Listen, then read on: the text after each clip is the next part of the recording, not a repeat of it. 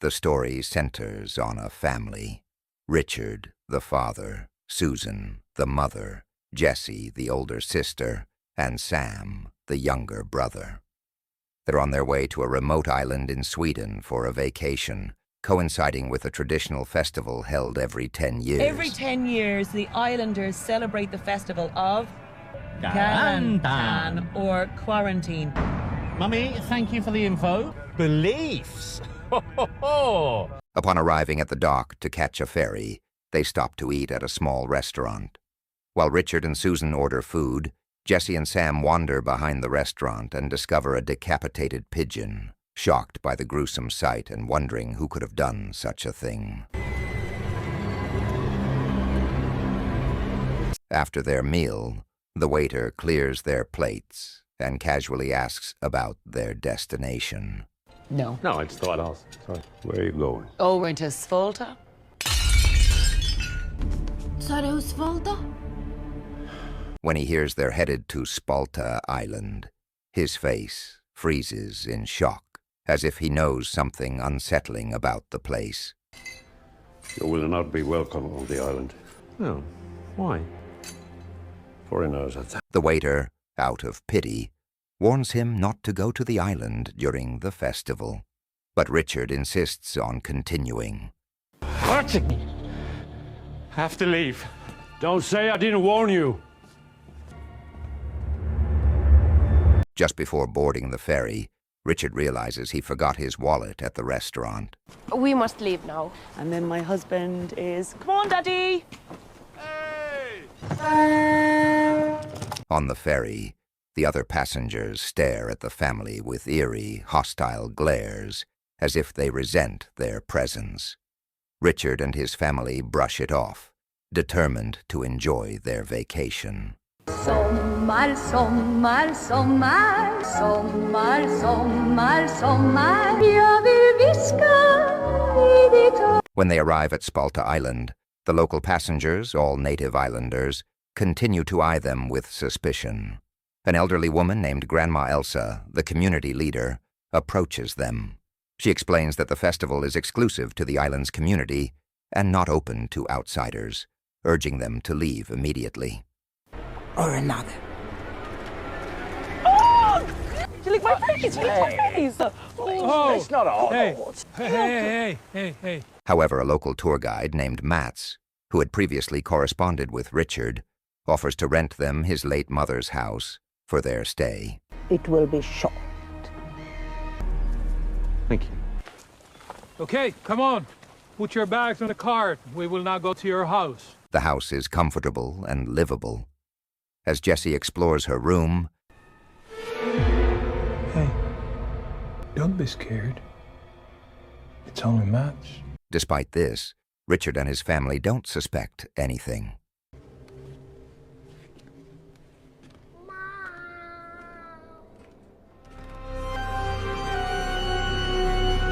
Night falls, and the house takes on a chilling atmosphere after the lights are turned off.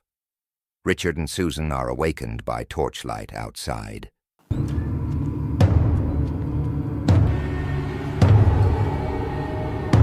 Leave us alone! The islanders have gathered in front of the house, holding torches, one of them wearing a terrifying mask. Susan shouts for them to leave. Instead, the islanders leave a dead animal at their doorstep as some kind of gift, with no explanation. What are you doing? You can't leave that here.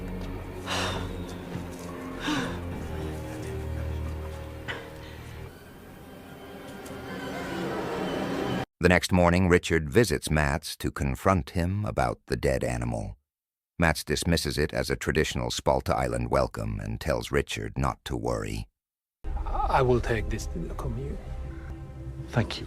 I appreciate that. It's, Thank you. Bye-bye.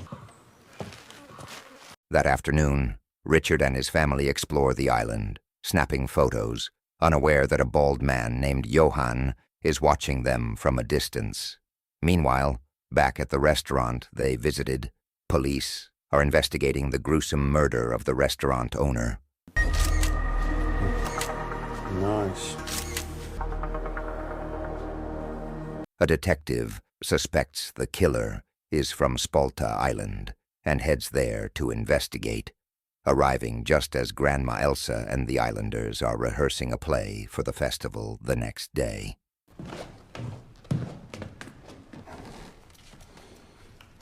Do you know Johan? Based on police records, the detective suspects Johan, a known drunk with a history of theft. Elsa claims she doesn't know where Johan is and asks the detective to leave, saying he's disrupting their rehearsal. You have no jurisdiction here.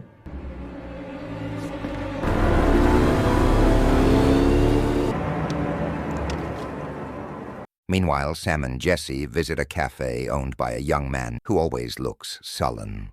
Bluntly tells them their family isn't welcome on the island. Suddenly, 3 other locals enter, trying to drive them out. We don't want to be here, mate, okay? My waffles. So don't look at him. Don't touch me. Outside, a group of islanders in robes and masks carry 4 coffins, their purpose unclear, laughing creepily. Unnerved, Sam and Jesse quickly leave.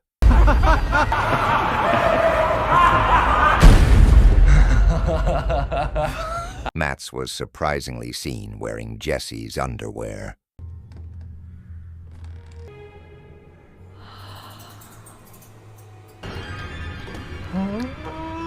At the community hall, Grandma Elsa delivers a speech about the festival, revealing it commemorates the massacre of their ancestors by British soldiers 200 years ago. After the massacre, the islanders turned to cannibalism due to starvation, targeting British descendants. The English arriving here has solidified my resolve.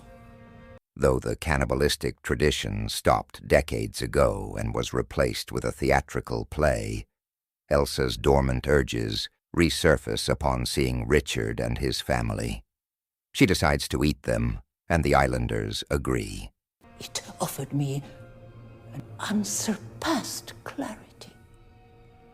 The English must be offered up. Mats initially objects, as his only goal was to profit from renting the house. But obsessed with Jesse, he eventually agrees. You might. Together, we shall eat. Perhaps our friends would like some nice cookies. On the festival day, the islanders gather to watch the traditional play. Afterward, they plan to hunt Richard's family.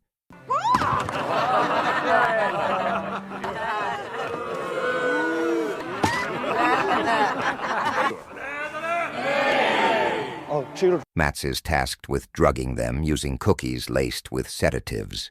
At first, the family hesitates to eat the strange-looking cookies, but after a tiring day of swimming, they give in. Gross. They're really dry. Yeah, dig in. When Mats checks on them, thinking they're unconscious, he plans to assault Jesse.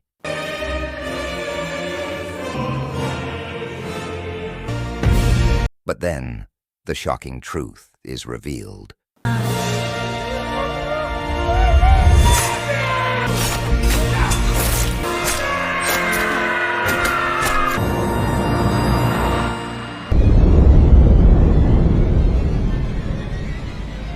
They're psychopaths who came to the island to carry out a massacre, knowing they can act without police interference.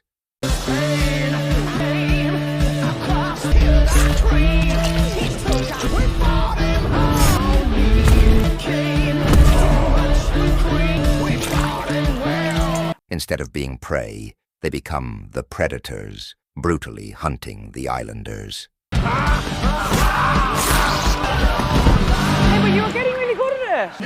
Yes! Come on! That night, Jesse and Sam head to the harbor's communication center to stop the staff from contacting the outside world. Pretending to be scared, they trick and kill the staff. Come in. There's a strange man. Hide from the monsters.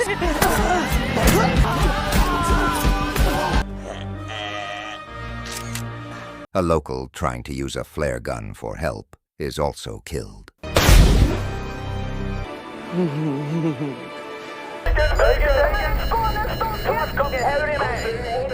As police from outside the island receive the distress signal, Richard and his family storm a warehouse where Grandma Elsa and other islanders are hiding.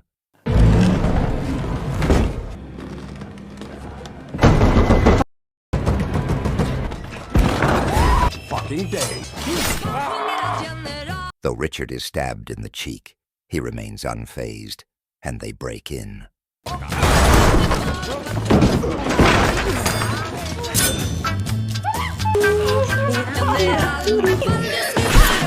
Elsa and her husband escape through a back exit, vowing to fight back. You can do whatever you want. Help me complete the quarantine. Amid the chaos, Richard suddenly stabs Sam to death. Have I?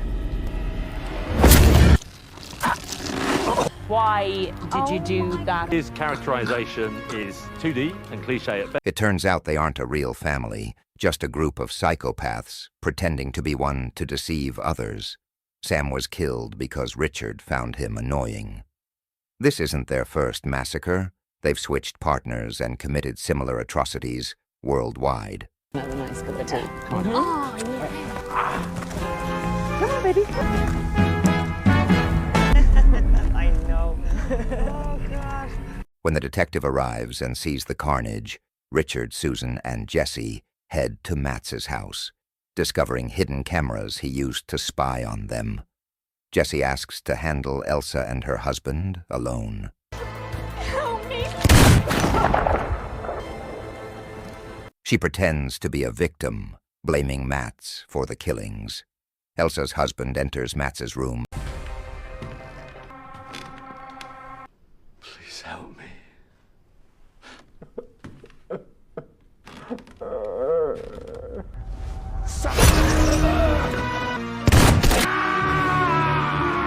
Susan and Jesse continue their act as mother and daughter to fool Elsa.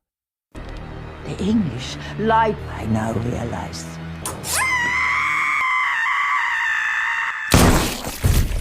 In the end, the detective mistakenly shoots Elsa, thinking she's the culprit. Richard, Susan, and Jesse escape the island. While Johann is shot dead by arriving police. For Richard and his fake family, this is their most satisfying performance yet. That was the best holiday ever.